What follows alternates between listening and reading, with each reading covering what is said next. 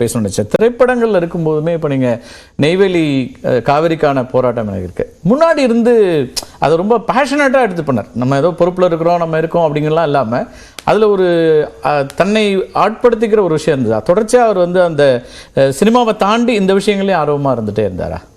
ஆமாம், ஆரம்பத்துலேருந்தே அதாவது அரசியல் பக்கமே வரல, சினிமாவிலேயே கூட பார்த்தீங்கன்னா ஒரு ஷூட்டிங் நடக்கும்போது ஒரு ப்ராப்ளம் வந்துச்சு. இன்னைக்கு நடிகர்கள் எல்லாம் ஒரு 10 ஜிம்பாய்ஸோட வர்றாங்கல்ல, அன்னைக்கெல்லாம் மொத்த யூனிட்டுக்கே ஒரே ஜிம்பாய் அவர் தான். ஏன்னா அப்படியே சார் நீங்கள் வந்து அப்போல்லாம் கிராம பக்கத்தில் ஷூட்டிங் போகும்போது நடிகைகளை பார்க்குறதுக்கு கூட்டம், இவரை பார்க்குற கூட்டம் எல்லாம் வந்து கொஞ்சம் அந்த ஷூட்டிங் நடக்க விடாமல் சில இடத்துல கொஞ்சம் ரவுடித்தனமாக கரெக்டாகலாம் நடந்துடும். அப்போல்லாம் எல்லாரும் பயப்படும் போது அந்த வேட்டியை மடித்து கட்டிட்டு நாக்க மடித்து டேன்னு சொன்னார்னா, அந்த நாக்க மடிக்கிறது ஒன்றும் புதுசு இல்லை அவருக்கு. அது கோவம் தான் செய்கிறது எப்பவுமே. இறங்கினார கூட்டத்தில் கண் முன்னாடி பல முறை அது கூட அங்கே அவரை ஒருமையில பேசின பிறகுதான் அதை ரியாக்ட் பண்ணல. சட்டமன்றத்தில் வெளிப்பாடு அவருக்கு அந்த நாக்கு மடிச்சு கத்துவார், அது கொஞ்சம் அவருடைய இயல்பாக வருது. அன்னைக்கு அவங்களுக்காக தனிப்பட்ட பொருள் செய்யல அவர். அதுக்கப்புறம் இறங்கினா நான் கண் முன்னாடி பார்த்துங்க, எத்தனை 1000 பேர் இருந்தாலும் அந்த கூட்டம் அப்படியே விலகும், அப்படியே கடல் அலை மாற விலகும். அப்படியே போய் நடு கூட்டத்தில் நின்றுவார். என்னடா வேணும் உங்களுக்குலாம், என்ன பிரச்சனை உங்களுக்கு, நான் ஷூட்டிங் எடுக்கணுமா வேண்டாமான்னு சொல்லி தர விட்டு உங்களுக்கு என்ன ஃபோட்டோ எடுக்கணுமா, இருங்க வெயிட் பண்ணுங்கன்னு சொல்லிட்டு மொத்த கூட்டத்தை கண்ட்ரோல் பண்ணி ஷூட்டிங் முடிஞ்சு எல்லா வண்டியும் அனுப்பிச்சிட்டு சிவாஜி இறுதி நிகழ்ச்சியிலேயே அதை நம்ம அதே பார்த்துட்டு ஒரு துண்டு எடுத்து அடிப்பார், மொத்த கூட்டம் ஓடும். நின்று முடிச்சு எல்லா வண்டியும் அனுப்பிச்சிட்டு சார் இருந்து 3 மணி நேரம் எல்லாத்தோட ஃபோட்டோ எடுத்து முடிச்சுட்டு அப்புறமா எல்லா ரூமுக்கு வருவார். அந்த மாதிரி அவருக்குள்ள அந்த மனிதம் அது. அதே மாதிரி வந்து ஒரு நடிகராக தயாரிப்பாளருக்கு நஷ்டம் வரக்கூடாது, அதில் வந்து ரொம்ப கீனாக இருப்பார். நான் ₹1 சம்பளம் வாங்கினா ₹2 தயாரிப்பாளர் கிடைக்கணும், அதோட பாலிசி. 42 வருஷம் நான் எடுத்த முதல் படத்தில் எனக்கு ஒரு நஷ்டம் வந்துச்சு. அப்போ எனக்கு 20 வயசு. சொன்னார், சின்ன பையன் இந்த நஷ்டம்லாம் தாங்க மாட்டேன், உனக்கு நான் பார்த்துக்கிற விட அப்படின்னு சொல்லி அடுத்து இம்மிடியேட்டாக அவருடைய ஓன் ப்ரொடக்ஷன்லேயே என்னை பார்ட்னர் ஆக்கி பூந்தோட்ட காவல்காரன்னு ஒரு படம் எடுத்து என்ன நஷ்டமாச்சு அவனுடைய 2 மடங்கு தொகையை கையில் கொடுத்து போதுமானு கேட்டார். இதுதான் அவர் வந்து எனக்குன்னு இல்லை எல்லாத்துக்குமே செஞ்ச விஷயம். அந்த பூந்தோட்ட காவல்காரன் படத்தோட பாட்டு தான் இன்னைக்கு வாலிய மன்னவனைன்னு எல்லா பக்கம் அந்த பாட்டு இருக்கு. அந்த படத்தினோட தயாரிப்பாளர் முறையில் அதோடைய மிகப்பெரிய நினைவுகள் அவரோட. அதே மாதிரி அவருடைய ஒரு மிகப்பெரிய ஒரு ஆளுமையான ஒரு காரியம் எடுத்த எப்படி முடிப்பார்னு உங்களுக்கு சொல்கிறேன். நடிகர் சங்க தலைவராகி நடிகர் சங்கத்தை கடன் அடைக்கணும்னு சொல்லி மலேசியா சிங்கப்பூரில் ஷோ பண்ணியாச்சு. இது யாராக இருந்தாலும் ஓகே, யாரோ எல்லாரும், ஏன்னா எல்லா ஆர்டிஸ்ட்டும் வர்றாங்க, எல்லாரும் பர்ஃபார்ம் பண்ணுறாங்க, ரஜினி சார் வந்தாங்க, கமல் சார் வந்தாங்க, எல்லாரும் பர்ஃபார்ம் பண்ணாங்க, முடிஞ்சுது.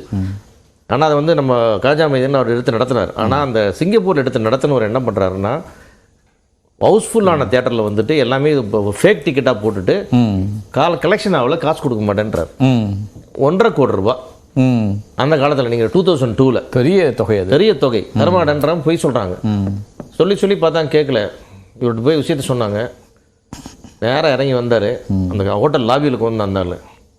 அப்படியே சட்டையை பிடிச்சி தூக்கி செவுத்தில் வச்சு இப்படி அடிச்சார். அப்படி வச்சு என்னடா ராஸ்கல், யார் காசு யார் ஏமாத்துறேன். விஜயகாந்த் சுற்றிலும் கேமரா இருக்குது, போலீஸுக்கு போயிடுவேண்ணா.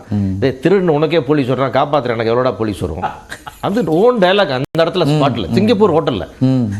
சிங்கப்பூர் ஹோட்டல் செவத்துல நிற்க வச்சுட்டார், செவத்துல நிற்க வச்சுட்டார். அப்படி இப்போ சொல்லு, தரையா இல்லையா? தர்றேன் போய் தானே சொன்னேன். ஆமாம் போய் தான் சொன்னேன். இறக்கு கையெழுத்து போட்டு செக் போட்டு 3 மாதம் டேட் போட்டு செக் வாங்கி அவ்வளோ பணத்தையும் வசூல் பண்ணி நடிகர் சங்க கடனை அடைச்சார்.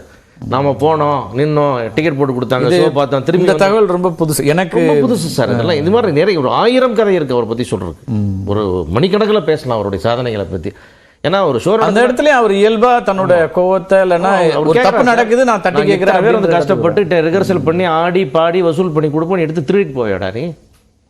நடிகர் சங்க கடை நீங்கள் ஒரு கட்டடம்னு ஒரு விஷயம் நிற்குதுன்னு சொல்கிறாங்கல்ல, அது எங்கிருந்து அந்த இடம் மீட்கப்படுதுன்னு கேட்டிங்கன்னா அந்த மனிதனுடைய தனி உழைப்பு அது. அந்த மாதிரி அவர் சார் நிஜ வீரன் சார். சினிமாக்கான ஹீரோலாம் கிடையாது, ரியல் லைஃப் ஹீரோ.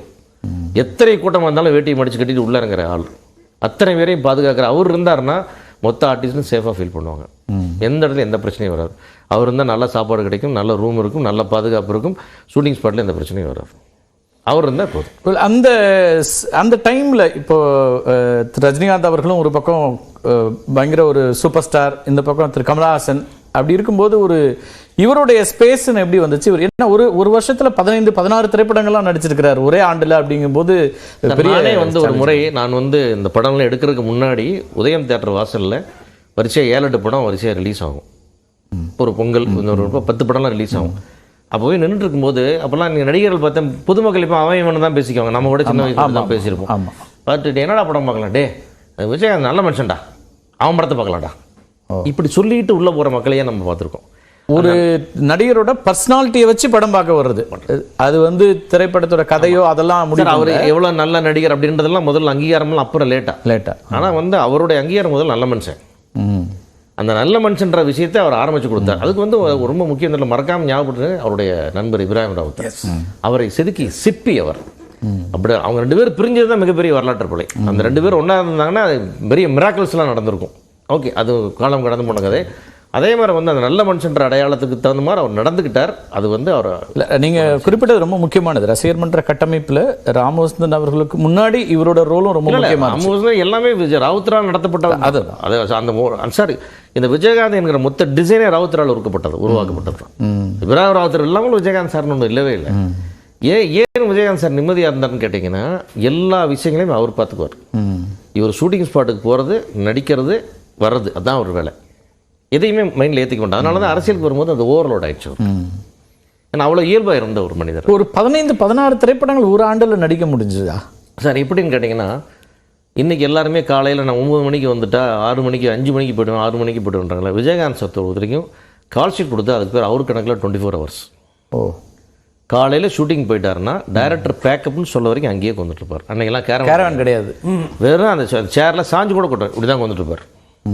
நம்பியார் சாமியும் அவரும் ஒரே மாதிரி கொண்டுட்டு இருப்பாங்க. அவரும் சாய மாட்டார், இவரும் சாய மாட்டார்.